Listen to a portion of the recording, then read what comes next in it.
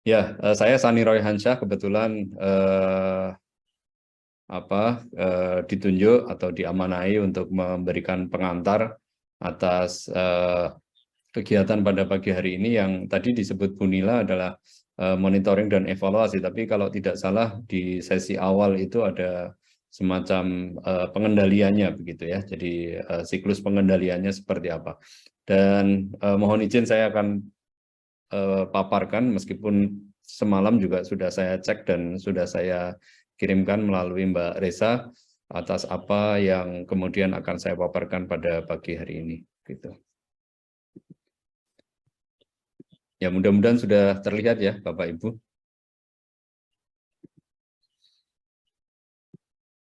Ya, ini adalah konsep pengendalian pembangunan perkotaan yang mungkin juga sudah tidak asing lagi di dalam 1 minggu lebih ini pelaksanaan TOT dan saya juga ingin berbagi sekaligus nanti juga kalau dalam bahasa Jawanya itu ngangsu kawruh gitu ya. Jadi juga belajar dari Bapak Ibu semuanya juga atas apa yang sebenarnya terjadi pada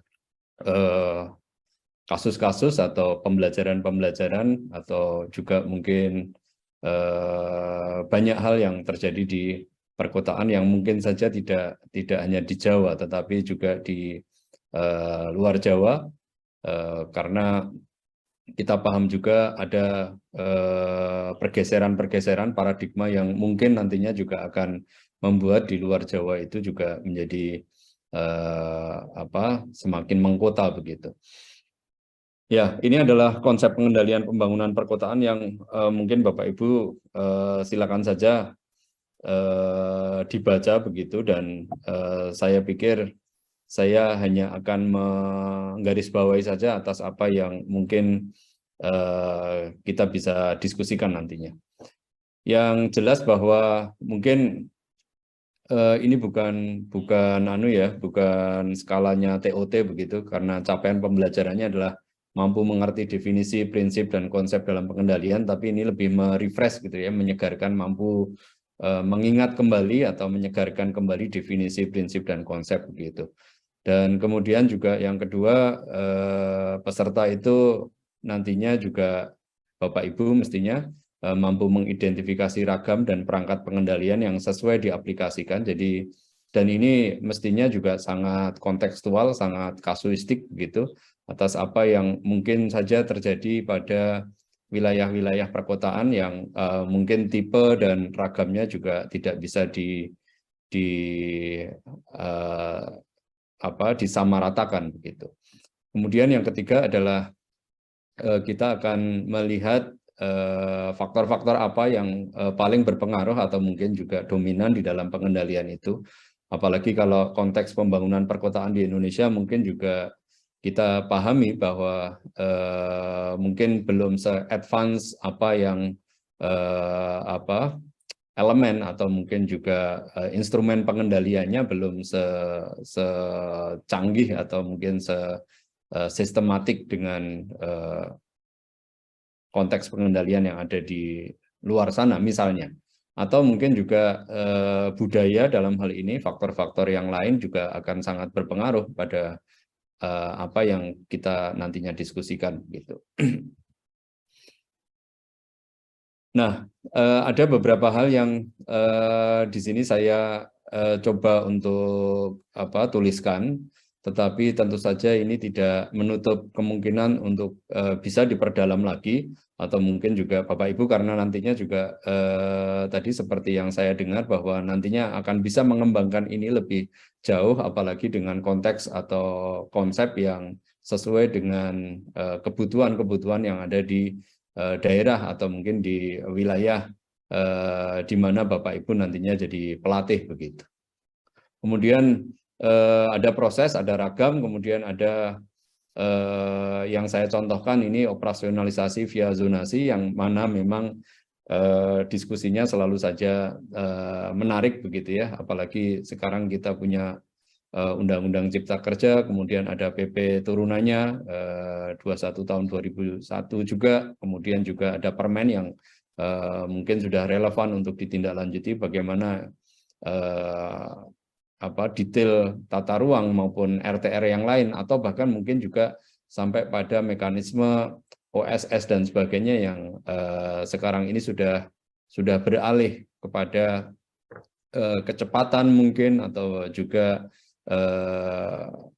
misalnya rencana detail tata ruangnya belum ada, tetapi semua pengajuan termasuk PMP UMK itu ya, jadi pernyataan mandiri pelaku usaha yang di bawah 500 miliar asetnya di luar bangunan dan tanah itu juga 5 miliar ya, itu juga bisa menjadi satu diskusi yang menarik nantinya ketika kita melihat apakah kemudian pengendalian yang selama ini kita konsepkan melalui zonasi, melalui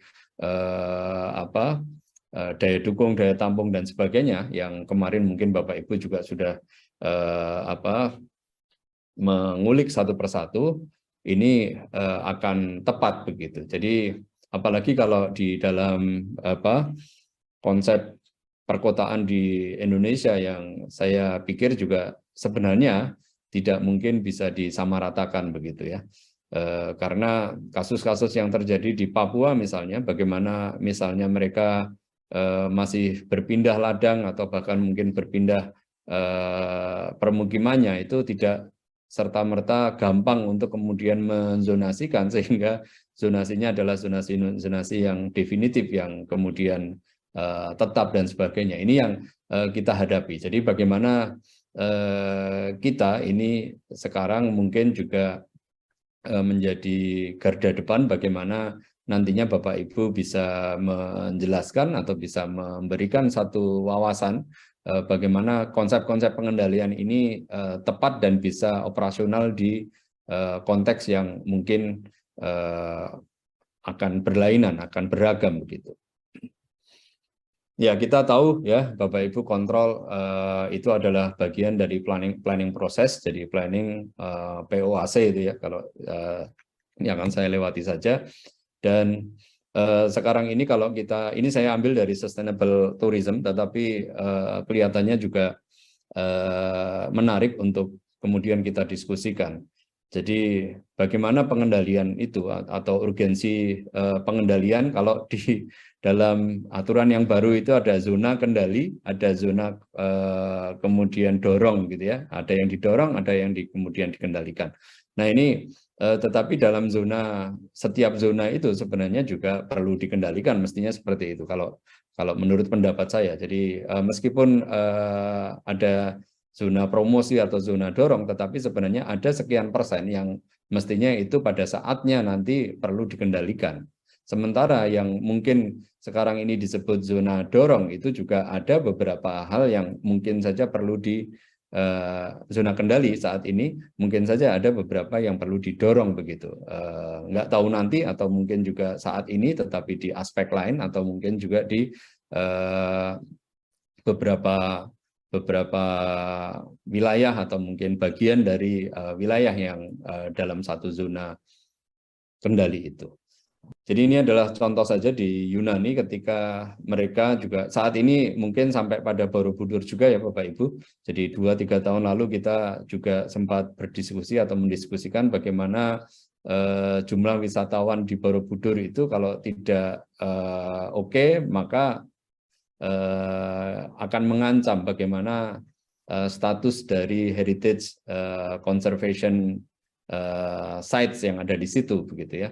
Sehingga pemerintah dalam hal ini atau juga kemudian di bawah UNESCO itu memikirkan bagaimana melindungi situs bersejarah itu. Kalau kita lihat sebenarnya ini juga situs bersejarah di Yunani, yang kemudian juga terlihat bagaimana sebenarnya situs yang mungkin rentan, situs yang mungkin menarik dari aspek-aspek tertentu, sejarah, pendidikan, dan sebagainya. Tapi di satu sisi ketika dia dikunjungi banyak orang, dan orang-orang yang ada di sana itu mungkin saja juga akan punya daya rusak yang luar biasa sebenarnya seperti itu, sehingga perlu dilindungi, perlu di manage begitu ya, perlu diatur. Bagaimana mengaturnya itu yang kemudian sampai saat ini juga dilakukan di tempat-tempat lain, misalnya di Spanyol atau mungkin juga bahkan mungkin di Borobudur sendiri tadi yang seperti yang saya sampaikan. Jadi misalnya bagaimana wisatawan itu masuknya saja sudah mahal begitu, artinya orang yang benar-benar ingin mengunjungi adalah orang-orang yang memang punya tujuan tertentu, terutama juga tujuan-tujuan wisata, tetapi mungkin saja pendidikan atau mengenal lebih jauh dan sebagainya, tentu saja akan menjadi kriteria-kriteria yang mungkin nanti bisa dikembangkan lebih lanjut gitu. Nah, tentu saja ini dari aspek pengguna atau wisatawan dalam hal ini itu juga mereka tidak akan nyaman begitu ya. Mereka inginnya attach atau mungkin dekat dengan site-nya atau mungkin bisa mengabadikan beberapa foto begitu, tapi ternyata memang tidak bisa. Akhirnya sama halnya seperti yang ada di dalam rencana detail begitu ya. Artinya kualitas minimal ruang yang kemudian diinginkan itu seperti apa? Itu yang mungkin saja nanti akan kita diskusikan lebih lanjut. Gitu. Ini juga kekhawatiran kita, mungkin kita juga prihatin atas dan berduka begitu ya atas bencana alam gempa bumi yang terjadi di Cianjur, dan kemudian kalau kita lihat sebenarnya banyak korban yang kemudian mengalami itu, dan kalau tidak salah di Cianjur sendiri sebenarnya juga yang tadinya kita kenal sebagai basis padi dan sebagainya, basis bahan-bahan pangan dan sebagainya di Jawa Barat, ternyata memang ruang-ruang perkotaannya juga sudah semakin luas, semakin menggantikan apa yang sebenarnya selama ini diperankan kota Cianjur atau daerah Cianjur begitu. Nah, ini adalah salah satu contoh saja bagaimana sebenarnya di DKI Jakarta begitu dengan dengan tol dan sebagainya, sementara mungkin saja nanti pada saatnya ketika tol itu tidak dikendalikan atau mungkin juga pembangunan itu tidak dikendalikan di sekitar tol, atau mungkin juga memicu beberapa hal yang mungkin nantinya juga akan berdampak buruk ya, bagaimana Bandung dan sekitarnya, metropolitan Bandung, Purwakarta dan sebagainya bisa nyambung dengan yang sekarang ini sampai Cikampek dan seterusnya. Nah, apakah kita kemudian juga perlu mengendalikan ini? Lalu sejauh mana misalnya saja mungkin kita bisa mengkritisi, karena sebagian besar di sini adalah Bapak Ibu yang ada di level-level akademik gitu ya, think tank yang kemudian juga bisa memikirkannya lebih bebas lagi. Apakah kemudian dengan jalan tol itu sebenarnya ada konsekuensi-konsekuensi yang mungkin nanti akan ditimbulkan. Lalu konsekuensi-konsekuensi itu bagaimana kita mengendalikannya? Itulah yang kemudian mungkin saja perlu kita seimbangkan, bagaimana pertumbuhan ekonomi tetapi juga bisa seimbang dengan kebutuhan-kebutuhan kita dalam mempertahankan misalnya hijauan atau mungkin juga lingkungan yang ada di sekitar kita.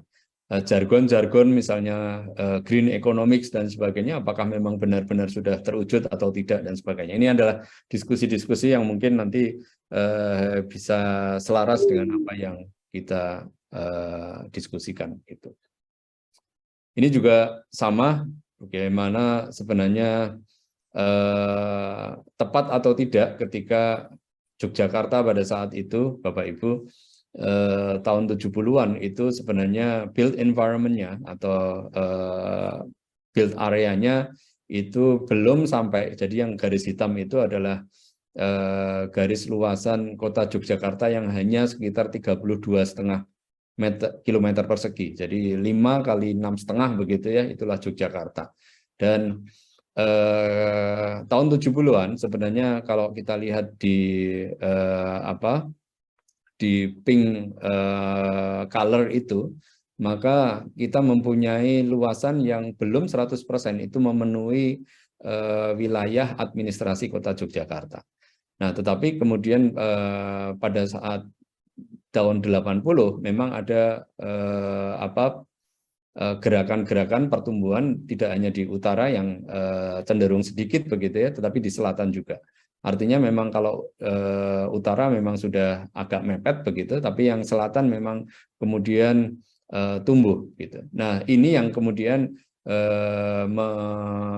memicu pemerintah DIY atau kota juga itu membangun jalan lingkar gitu ya tahun 90-an, sehingga ketika kita lihat tahun 92 saja itu sudah ada banyak perkembangan yang terjadi. Jadi ring road yang ada itu adalah wilayah-wilayah yang kemudian mengitari dan tumbuh seiring dengan, kalau kita lihat garis hijau di atas itu adalah ring road ya. Kemudian tahun 90 perkembangannya seperti itu, ke tahun 2000 apalagi itu nyambung lagi di sebelah kiri begitu ya, yang kemudian juga kita bertanya-tanya apakah kemudian tepat atau tidak sebenarnya ketika kita membangun ring road pada saat itu. Jalur yang sebenarnya diperuntukkan untuk memperlancar lalu lintas begitu ya, pergerakan, mobilitas dan sebagainya, tetapi ternyata di satu sisi konsekuensinya adalah memicu perkembangan perubahan guna lahan dari misalnya pertanian, perkebunan, ladang dan sebagainya ke perumahan dan sebagainya, atau built environment yang ada di situ. Sehingga apakah kemudian pengendaliannya seperti apa? Apakah pada saat itu misalnya saja tidak disertai dengan aturan-aturan bahwa mungkin saja di sepanjang ring road yang merupakan jalur arteri begitu ya, sekunder atau primer begitu, yang kemudian memang harus tidak boleh digunakan dan sebagainya. Ini yang nantinya juga bisa kita diskusikan. Ada beberapa hal yang Bapak Ibu mungkin juga sudah sangat hafal di luar kepala begitu ya, di luar kepala berarti lupa begitu. Nah, tapi ini paling tidak kita sebenarnya sudah punya aturan begitu ya di dalam 26 tahun 2007, dan kelihatannya tidak ada perubahan yang signifikan pada ketika itu dikeluarkan UU Cipta Kerja begitu. Jadi ada hak menggunakan tanah, menguasai tanah dengan hak menggunakan tanah. Jadi bagaimana hak-hak yang kemudian penggunaan tanah yang kemudian bisa diatur sedemikian rupa itu masih berbenturan dengan hak penguasaan tanah ya, jadi UU agraria dan sebagainya, yang memang dia bisa memiliki, tetapi tentu saja ini perlu didialogkan dengan bagaimana dia perlu menyesuaikan dengan tata ruang yang ada begitu. Jadi ini satu kenapa saya menuliskan ini begitu ya, karena di satu sisi kita juga punya satu diskusi yang menarik, bagaimana sebenarnya di dalam ketika kita mengatur ruang itu sebenarnya ada hak-hak yang juga perlu kita perhatikan. Hak bagaimana perorangan atau mungkin juga yayasan atau organisasi itu sudah menguasai tanah tertentu dan itu menjadi hak dia untuk sebenarnya menggunakan. Tetapi memang kemudian mereka harus deal dengan apa yang sebenarnya terjadi pada saat ini ketika itu diatur di zona apa, kemudian harus seperti apa dan sebagainya. Ya, ini sebenarnya kutipan-kutipan yang mungkin tidak begitu penting, tapi ini pengantar saja bagaimana sebenarnya dari Bapak Ibu yang ada di sini juga background-nya ada yang sebagian arsitektur begitu ya. Jadi kita melihat pada saat itu detail-detail itu memang penting ya. Jadi semakin detail itu mestinya aturan itu bisa kemudian semakin kita rujuk begitu ya, karena ada rujukannya. Nah ini God is in the detail, we think in generalities but we live in the detail dan sebagainya, sampai pada Giorgio Armani yang kemudian juga to create something exceptional, your mindset must be relentlessly focused on the smallest detail dan sebagainya. Jadi apa sih keunggulan-keunggulan detail itu? Karena kita memperhatikan aspek paling kecil atau unit paling kecil yang mungkin saja nantinya itu sangat berpengaruh pada performa yang lebih luas atau lebih besar begitu. Ini yang kemudian mengapa kalau di Indonesia itu nantinya kita juga menggunakan rencana detail begitu ya, yang mungkin itu juga penting untuk kemudian diwujudkan. Apalagi kalau tidak salah 2 minggu yang lalu saya ketemu Pak Dirjen Tata Ruang itu masih sekitar 200-an dengan target yang dulunya 1000 RDTR ya di tahun 2019 awal begitu.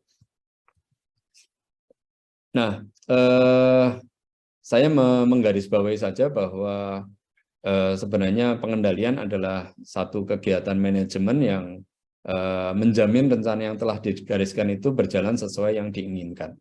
Masalahnya adalah apakah kemudian kita sudah merencanakan atau memposisikan rencana-rencana kita itu adalah rencana-rencana yang baik ya, yang sudah firm bahwa itu menggunakan standar, indikator, parameter yang memang sudah bisa meramalkan apa yang akan terjadi di masa depan gitu. Meskipun kita juga tahu bahwa sekarang ini ada tidak hanya pendekatan forecasting saja gitu ya, tapi backcasting gitu ya. Jadi kita pengennya apa di depan lalu kita undurkan gitu, tidak hanya basisnya indikator-indikator, kecenderungan-kecenderungan yang terjadi saat ini begitu. Jadi forecasting yang biasanya, tapi sekarang ini sudah bergeser ke backcasting, jadi backcasting gitu, yang kemudian menentukan apa yang akan kita tuju, kemudian menyesuaikan dengan apa yang kita punya misalnya. Nah ini yang mungkin cara berpikir inilah yang mungkin sekarang ini juga bisa kita lihat ya, bahwa tahun 2045 itu bangsa Indonesia menjadi 5 besar di dalam ekonominya begitu. Ini mungkin backcasting begitu, karena kalau dari indikator-indikator perekonomian kita misalnya kita tidak, atau mungkin hanya 10 besar begitu. Tetapi karena kita menentukan di awal backcasting 5 besar di dunia, maka itulah yang kemudian harus kita genjot di tiap-tiap fase misalnya saja seperti itu. Ini saya tidak akan menjelaskan, Bapak Ibu sudah sering menggunakan ini untuk menjelaskan ke mahasiswa atau juga menjelaskan ke klien begitu ya, bahwa sunatullahnya itu adalah bahwa apa yang kita bangun di titik tertentu itu juga dipengaruhi oleh titik-titik yang lain, dari hulu sampai hilir itu saling berhubungan dan sebagainya. Maka ini saya lewatin saja, termasuk sebenarnya kalau tadi vertikal ini horizontal begitu, tapi konsepnya sama. Jadi apa yang terjadi di natural zone itu akan berpengaruh. Apa yang kemudian terjadi pada Jakarta dan Puncak itu sebenarnya juga sama begitu ya. Apa yang kemudian bisa kita berikan gambarannya seperti ini gitu. Ya, intinya adalah kita perlu mempunyai tujuan yang sama, sehingga ketika Central Business District-nya yang kemudian ada di T6 itu seharusnya seperti apa, sehingga kita bisa mengendalikan perkembangan atau juga mengendalikan perluasan atau mungkin kegiatan-kegiatannya ya hanya di T6 itu saja misalnya. Nah, kemudian apakah kemudian T5, kemudian T4 dan sebagainya itu akan saling terkait? Jelas begitu. Tapi bagaimana kemudian ini yang mungkin saja bisa kita lihat kalau di dalam mekanisme pengesahan RT/RW begitu ya, lintas batas atau mungkin juga lintas area administrasi begitu ya, kemudian juga lintas aspek. Tapi yang penting sebenarnya kalau lintas batas atau administrasi, biasanya kita hanya melihat bahwa administrasi batasnya sudah oke begitu. Tetapi itu kemudian dipayungi di dalam RT/RW yang notabene sebenarnya top down begitu ya. Jadi misalnya Sulawesi Selatan, kemudian bagaimana nantinya Maminasata itu dikembangkan, atau kemudian juga beberapa kota dan daerah itu saling bersinergi itu seperti apa dan seterusnya gitu. Tetapi sebenarnya ketika kita merencanakan kembali gitu yang dari bawah gitu, apakah kita kemudian memang tidak merugikan wilayah sekitarnya dan sebagainya, itu juga mungkin sekali lagi perlu kita konfirmasi begitu ya. Ini yang mungkin di dalam praktek seringkali kita kemudian memang inward looking, apa yang kemudian kita dapatkan menjadi bagian dari kita, itulah yang kemudian kita pikirkan. Jadi kalau kita melihat T4 yang menjadi proyek atau kegiatan kita, misalnya kita hanya fokus pada T4, padahal ada bagian-bagian lain T5, T6, T3, T2, T1 yang mungkin saja itu akan sangat berperan atau berpengaruh pada performa yang kemudian kita rencanakan di T4 misalnya saja seperti itu. Ini juga sama di dalam basis tata ruang kita, turbin lakwas begitu ya. Itu juga kita melihat ada satu perencanaan, pemanfaatan, dan pengendalian. Dan kita paham juga bahwa ada fungsi-fungsi akselerator yang difungsikan oleh kota maupun perkotaan, ada fungsi-fungsi kontrol yang kemudian juga difungsikan oleh kota. Jadi bagaimana kita mengendalikan sebenarnya adalah mengontrol apa yang sebenarnya saya menuliskan kontrol di kanan itu dan akselerator di kiri itu sebenarnya juga pengendalian itu juga melihat kedua aspek di kiri dan kanan itu. Jadi bagaimana menyeimbangkan fungsi-fungsi akselerator yang ada dipunyai sebuah wilayah, sebuah kota, sementara juga tetap melihat juga fungsi-fungsi kontrol yang harus. Jadi intinya adalah menyeimbangkan, memberikan kendali begitu ya, mengontrol begitu. Meskipun fungsi-fungsi kontrol itu juga dimiliki juga oleh kota. Jadi ada sebuah kota yang kemudian memang dia punya lahan-lahan hijau, hutan-hutan lindung dan sebagainya, mestinya mau tidak mau secara nasib begitu ya, dalam tanda petik dia akan kemudian punya fungsi-fungsi kontrol untuk mengontrol wilayah-wilayah sekitarnya. Ini yang mungkin saja kemudian kita melihat di dalam tata ruang kita, ya ada daerah-daerah, ada wilayah, bahkan mungkin kota yang mungkin masih dibebani yang lain boleh mengembangkan apa saja, sementara di tempat mereka tidak bisa mengembangkan apapun gitu ya. Ini yang menarik. Jadi ya karena kita tadi harus melihat secara komprehensif, tetapi juga ada fungsi-fungsi utama yang kemudian diperankan oleh atau peran utama yang kemudian dilakukan atau disematkan pada ruang atau kota tersebut gitu. Dan mestinya kita punya, ini juga saya adopsi dari Butler saja, sebenarnya bukan perencanaan murni, tetapi hanya melihat saja bagaimana sebenarnya ketika kita punya kapasitas ruang itu juga bisa dilihat dari berbagai aspek. Tadi saya mendengarkan aspek budaya, aspek politik dan sebagainya bahkan, tetapi itu akan menentukan bahwa kapasitas ruang itu seperti apa. Sehingga pada saatnya ketika rencana ke depannya itu adalah memenuhi kapasitas ruang itu maksimal itu, dan sekarang itu dia ada di tahap-tahap yang mungkin masih belum optimal, masih belum sesuai dengan kapasitas ruang yang sebenarnya bisa dia perankan, maka kegiatan-kegiatan yang bisa dilakukan adalah eksplorasi, kemudian pengembangan, sampai konsolidasi. Sementara ketika nantinya dia stagnan begitu, maka ya ada satu kota yang pusat kota yang kemudian sebenarnya kapasitas ruangnya banyak ditinggalkan gitu.